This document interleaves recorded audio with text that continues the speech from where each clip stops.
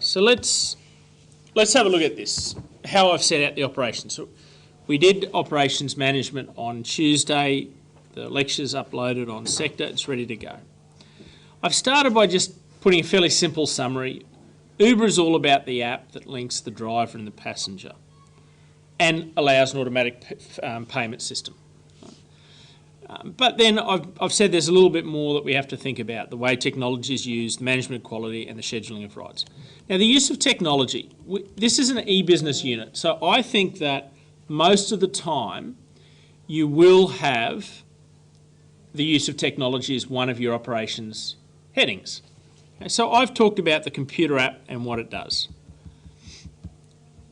It's the communication platform. It makes the automatic payment in the customer's credit card. It allows customers to see where they are along the trip and allows them to split fares and get an estimated time of arrival. It also, I haven't put this here, but just for interest, it also allows the customer to give feedback on the driver, which is a really important thing, but I've left that for the quality section.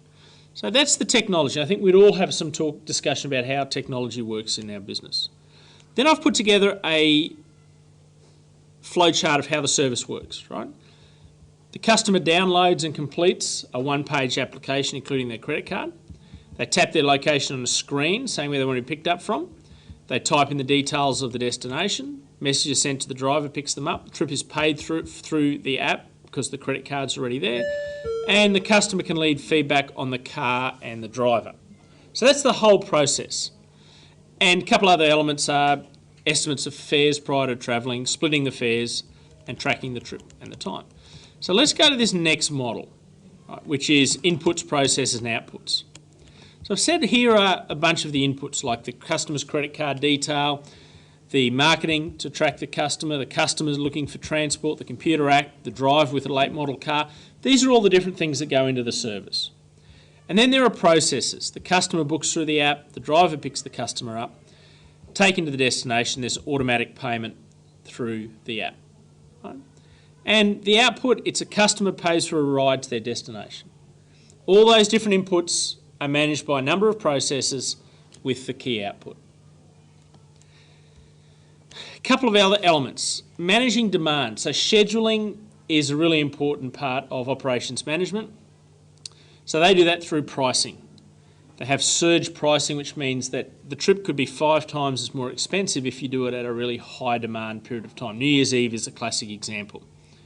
And this is really innovative because as the price goes higher, more Uber cars come onto the road to try and pick up fares, and that means that they're meeting demand at an increased level, which is what you want in a business. Quality becomes another interesting element. So they have and quality is an important part of operations management. How do you manage the quality of your service or your business? Uber measures driver performance through their driver monitoring program.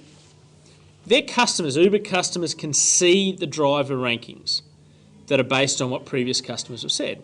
Right? So if I'm an Uber driver and I believe in water conservation, so I only shower once a week and I swear a lot and the car's not clean and I smoke while I'm driving, right, clearly I'm going to get bad feedback from my other customers. And so that means that they're not going to choose that person. So this rating system is what motivates the drivers to do a really good job, set a high standard, and therefore they behave in a way that Uber wants them. It's good for the Uber brand. They're on time, they're punctual, and so on. So they're the elements of operations management that I thought were important for Uber and that play a part here. Now we go to this big SWOT analysis, and really it shouldn't be in the middle of the document, but I'll move it after this.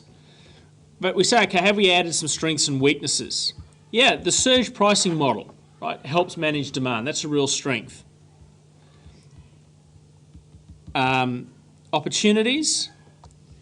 I've said at an operations level, right, there are other services that are very similar to driving passengers around. For example, parcel delivery. Uber's pretty nicely set up to be able to think about doing something like that. So that might be an opportunity for growth in the future. And a threat is that obviously the technology is at the core of Uber, this app that people book their cars through and can get estimates through and pay through. If a competitor comes out with more advanced, more efficient technology, then that's got to be a real challenge for Uber. So there's a threat that came out of my analysis. Okay, and now I'm at the point where I've analysed the three areas. I've done my big SWOT analysis, and I'm going to start thinking about the big question: do I want to invest or not? Callum. Would you prefer for us to just, like you said, the one big SWOT analysis? Or You can do either. I don't have a strong feeling one way or another. You can do different ones and say, like the total of them all is, or just refer to them individually. The marketing SWOT suggests, the operations suggests this, or you can do one big one, whichever way is more suited to what you're doing. You won't lose marks one way or another. Do remember, I have said that. Right, this is kind of maybe a C+ level example. Porter's 5 Forces is another model that I think that the students who are ambitious will use. Okay, students who want to get a B and an A will use that. Any other questions? Nice question. Okay, I'll mark the roll. I'll